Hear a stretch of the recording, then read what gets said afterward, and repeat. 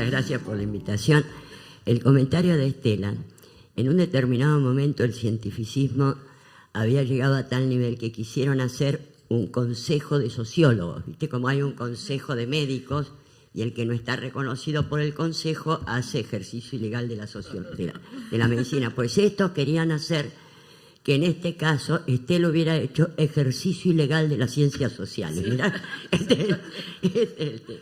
No, yo retomando lo que aquí se había dicho, creo que hay un gran desafío en este momento en el campo de las universidades que nos obliga a pensar que si queremos tener una mirada latinoamericana, la necesidad de un pensamiento crítico es fundamental, porque de alguna manera algunos elementos, y acá en Argentina esto es muy claro, pareciera ser que la historia argentina empieza hace 500 años cuando vino Solís. Ahora, los 9.000 años anteriores de historia que están registrados en las manos y en las cuevas rupestres y la cultura rupestre, etcétera, no, eso no existe.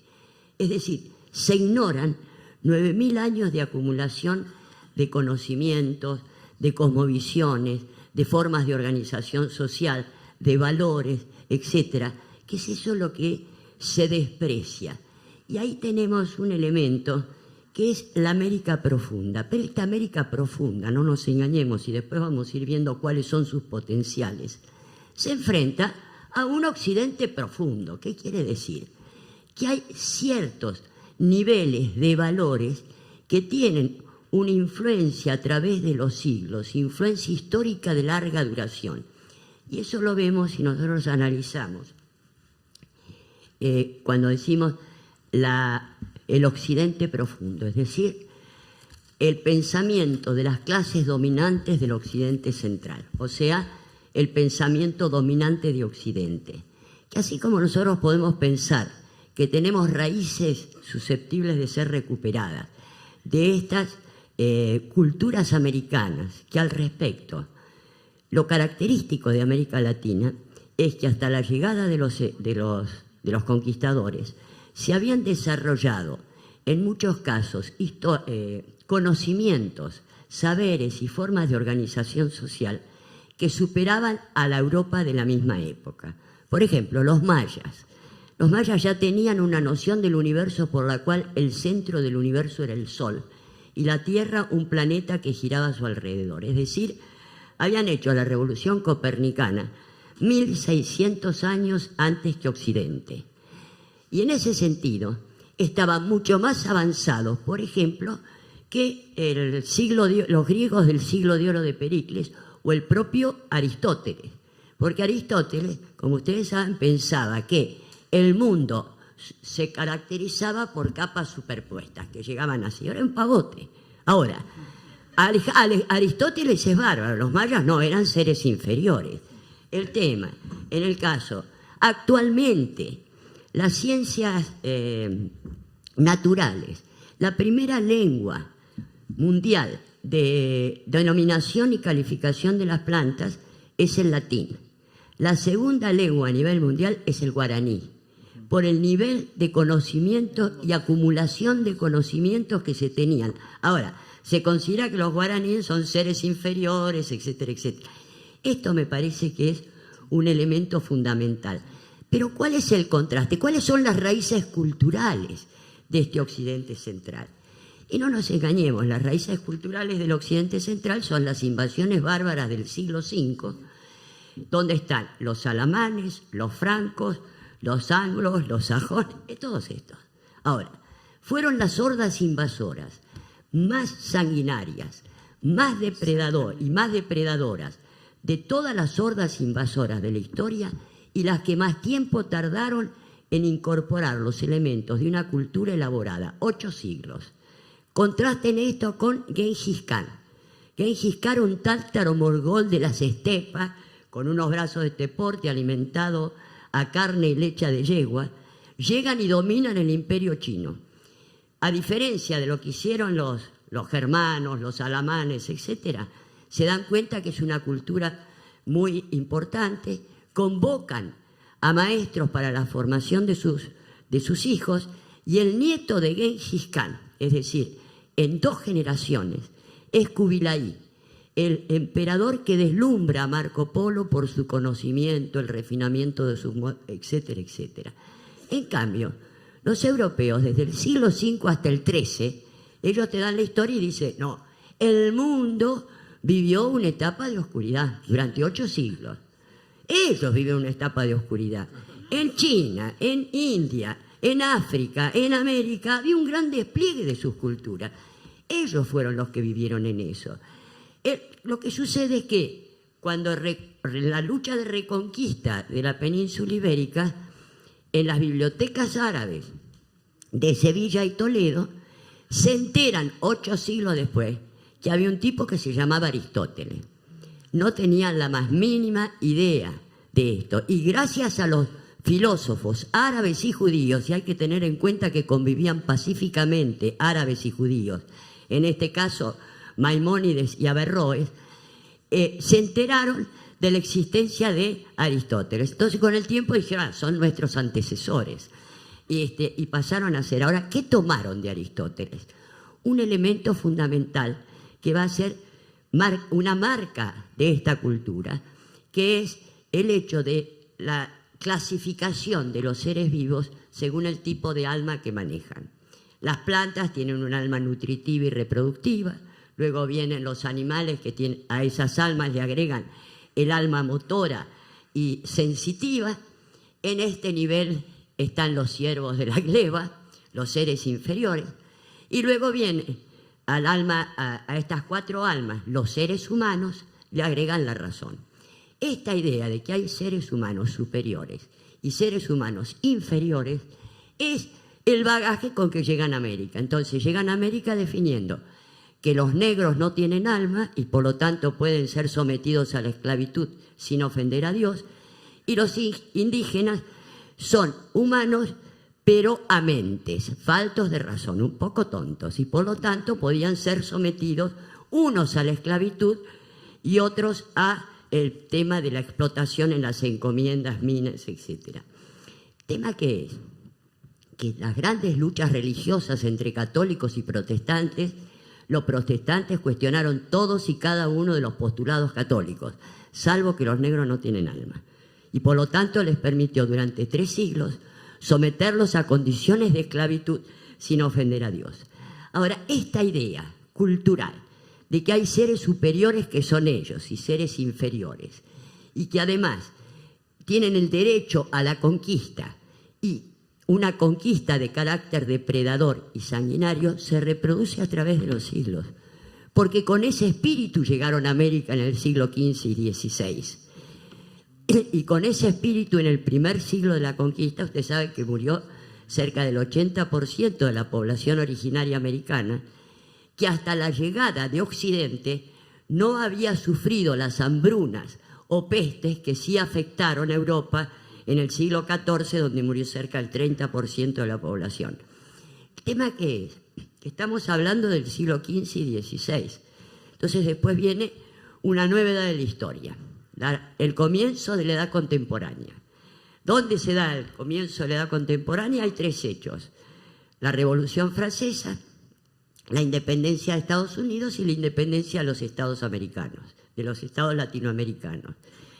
El tema que es que la Revolución Francesa nos dice en sí libertad, igualdad y fraternidad. ¿Para quiénes?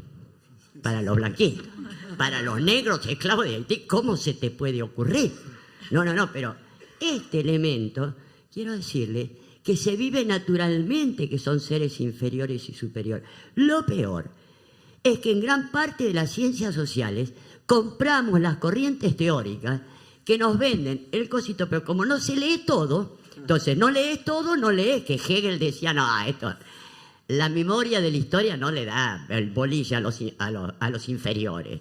Lees a Kant y decís, no, los pueblos americanos tan inferiores tienen que desaparecer para tal cosa.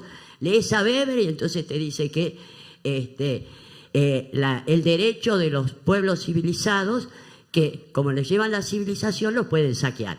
No sé si entiende. Te venden buzones, pero el problema ¿qué es? Que en la etapa de la independencia teníamos libertad, igualdad y fraternidad solo para los blanquitos. Tenías la Constitución de los Estados Unidos 1781, que es ejemplo de la democracia, muchas veces lo ponen como ejemplo, y era bárbaro, decía, los hombres son libres, iguales, propietarios, representativos, republicanos y federales. Ahora, eso sí, los negros son esclavos, y a los indígenas hay que masacrarlos. Y este es el ejemplo de democracia que tiene. Fíjate el contraste con lo que son las primeras formulaciones políticas y conceptuales de la etapa de la independencia, que se producen más allá de avances o retrocesos, prácticamente simultáneos en 4 o 5 áreas de América Latina. Y tenés que Hidalgo y Morelos en México, Bolívar en la Gran Colombia con la influencia de Petión, y lo que es San Martín o Artigas en el Río de la Plata, formulan las ideas más avanzadas de todo el mundo en lo que significa la reivindicación del carácter integralmente humano de todos los seres humanos. Por ejemplo, en 1815, Artigas, en la Constitución, plantean una democracia integral, es decir, como modelo integral de sociedad, política, socioeconómica y cultural, en la cual van a ser considerados ciudadanos plenos aquellas personas que hasta entonces se definían como castas inferiores, negros, mulatos, mestizos, indígenas, zambos, etc. Ciudadanos plenos 1815. Por supuesto, con eliminación de la esclavitud y de la servidumbre indígena. La esclavitud se elimina en 1865 en Estados Unidos, el reino de la democracia. Pero los negros son considerados ciudadanos plenos en 1965, 150 años después que en América Latina. Pero el ejemplo de democracia siguen siendo ellos, digamos. Ahora, vos fijate, ahí tenías en el campo de la educación un Simón Rodríguez, que plantea 2 hechos fundamentales. El hecho de la pedagogía de la dignidad. El primer paso para la posibilidad de la enseñanza es el reconocimiento y el fortalecimiento de la dignidad del educando. Y esto me parece que es clave porque nosotros lo hemos comprobado. Porque la agresión de la cultura de la escuela oficial hacia los sectores populares y las creencias de muchos sectores populares, el desprecio hacia aquellos que hablan o guaraní o quechua, etcétera, etcétera, conforma un elemento brutal de agresividad que limita o condiciona muy negativamente la capacidad de aprendizaje. Pero fíjate una cosa, y esto para las chicas del Ni Una Menos. En 1823, Simón Rodríguez crea las escuelas de Chuquisaca, escuelas modelos especialmente para los niños de los sectores más golpeados, pero con un detalle. La educación integral y un oficio se les dará también a las mujeres para que no se casen por necesidad ni hagan del matrimonio una solución a sus problemas económicos. 1822. ¿Por qué? Porque siempre las reivindicaciones femeninas van enmarcadas en reivindicaciones populares más amplias. Esto me parece que es clarísimo y se ha ido dando. Lo que yo digo es que nosotros estamos ahora frente a un gran desafío. Y el gran desafío es que, tomando algo que hoy se mencionó, yo tengo la sensación, y esta es una hipótesis optimista o no tanto, de que verdaderamente estamos en un cambio de época histórica. O sea, se ha cerrado el ciclo de la edad contemporánea, se cierra con la revolución industrial reemplazada por la revolución científico-tecnológica, pero además el tema fundamental es que esta idea del derecho a la conquista, la depredación y lo sanguinario, llevó al occidente central a que hasta la Segunda Guerra Mundial dominaba el 80% de la población del mundo bajo dominios coloniales o neocoloniales, Asia, África y América Latina. El tema es que desde el fin de la Segunda Guerra, que era lo que estaba mencionando acá Estela, desde el fin de la Segunda Guerra hasta los años 70, se produce lo que se llama la revolución del tercer mundo. Es el 80% de la población mundial, sometido en los últimos 4 siglos a dominios coloniales o neocoloniales por el occidente central, que inician los procesos de liberación nacional y social, las revoluciones, la descolonización en el África, los gobiernos populares en América Latina. Y esto va a ir acompañado de una revolución, o digamos, de un movimiento intelectual equivalente a lo que fue en su momento el movimiento de la Ilustración. ¿Por qué digo que es un punto de inflexión? Porque verdaderamente la magnitud de los sujetos comprometidos. Piensen ustedes que la Revolución Francesa, donde van nuevos sujetos sociales, y son determinados sectores franceses, ¿no? Acá tenés 80% de la revolución del mundo. Piensen ustedes que hasta 1949 China era una semicolonia de Inglaterra, de Francia, de Estados Unidos y Japón. La India era una colonia inglesa desde hacía prácticamente 2 siglos. Y es ahí donde aparece todo este pensamiento de la revolución continental, de la revolución del tercer mundo. En muchos casos, un movimiento intelectual que después fue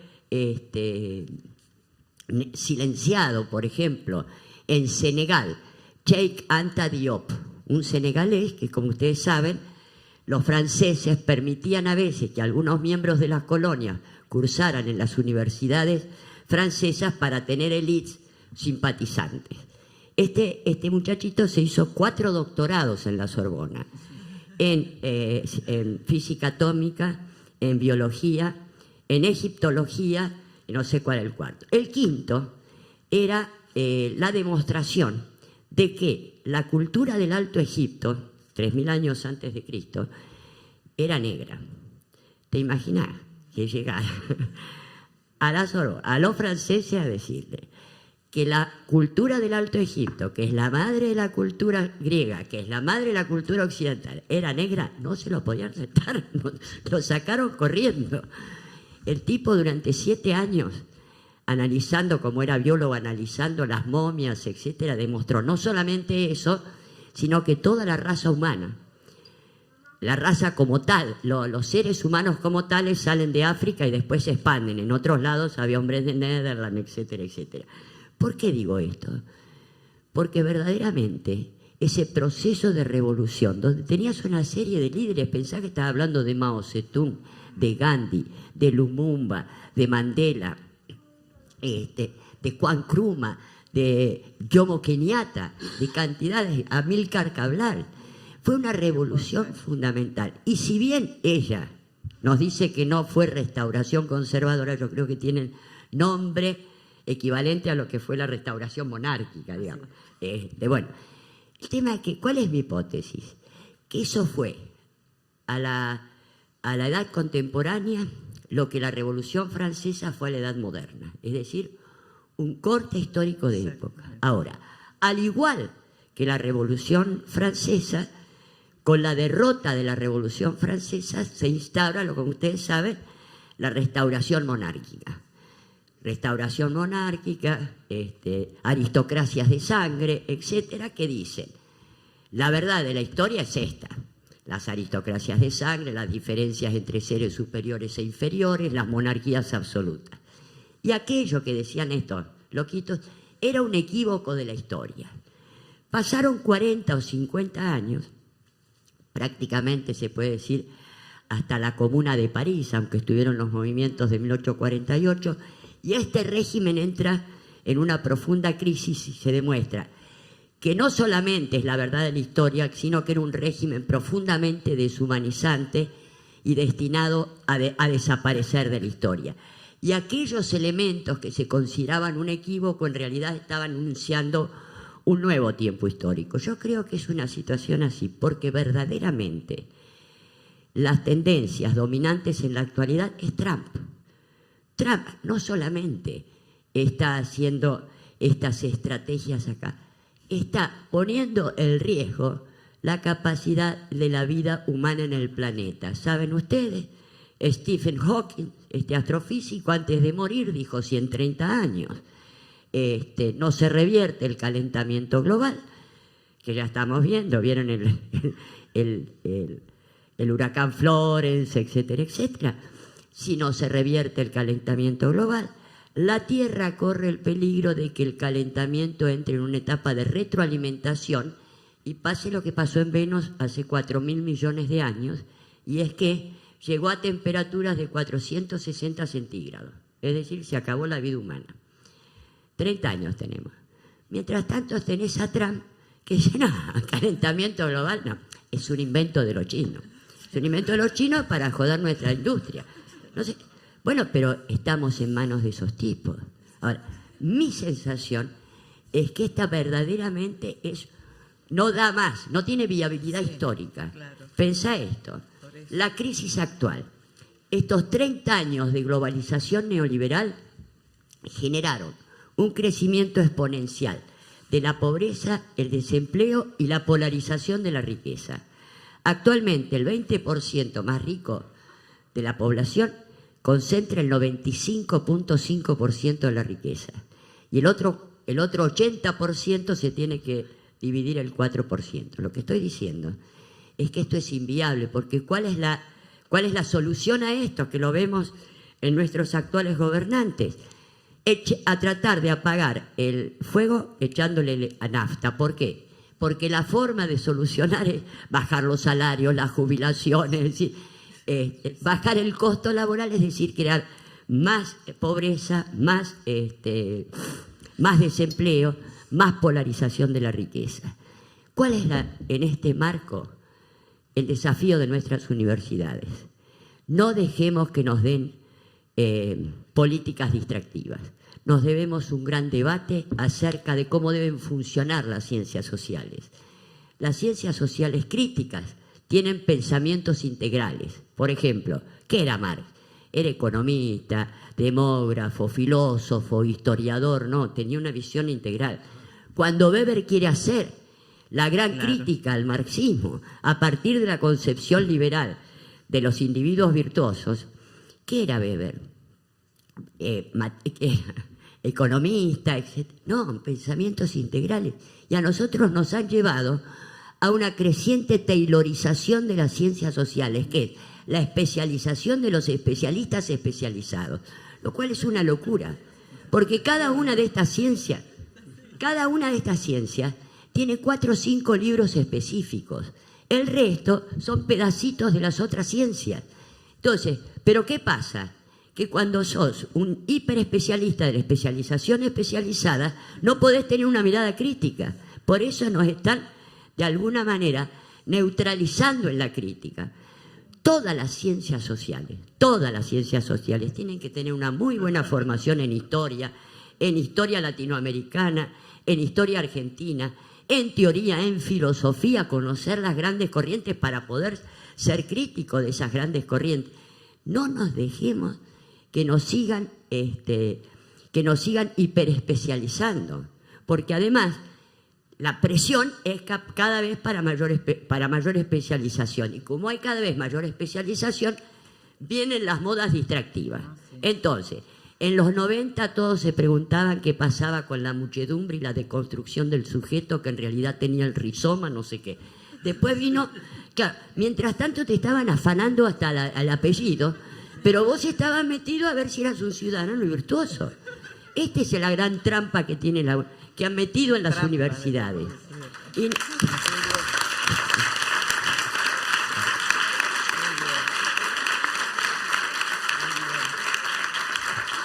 Y el otro elemento fundamental es romper el elitismo. Ustedes saben que las versiones más avanzadas de las ciencias cognitivas, Maturana, Varela, etcétera, etcétera, plantean que la riqueza del conocimiento proviene de la capacidad de articulación entre los saberes técnico-académicos y los saberes sociales.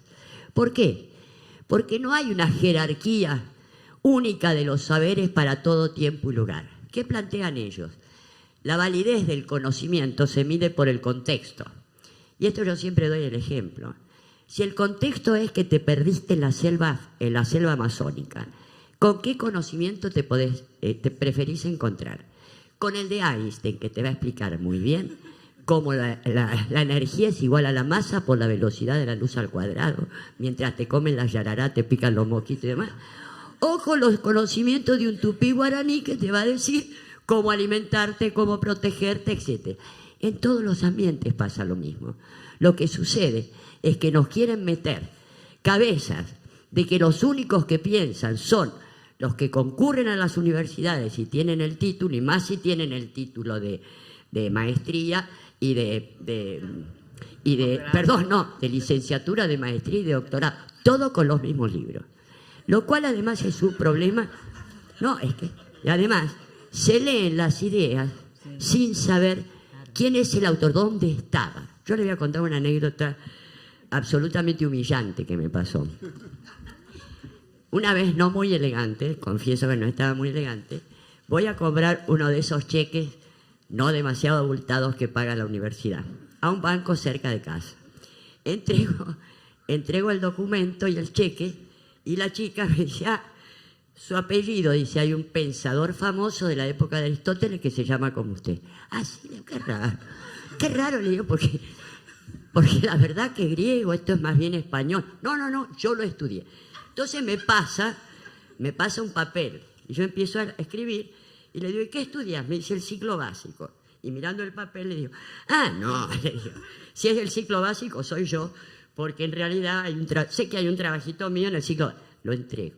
La cara de odio con que me estaba mirando, no me dijo nada, pero el mensaje era, pero esta vieja chota se piensa que yo le voy a creer que ella es el filósofo de la época de Aristóteles, filósofo famoso de la época de Aristóteles. Fue tan la humillación que le dije, no, es un chiste, y me fui. Yo decía, pero ¿cómo puede pasar? ¿Por qué con Aristóteles? Claro, ¿sabes qué?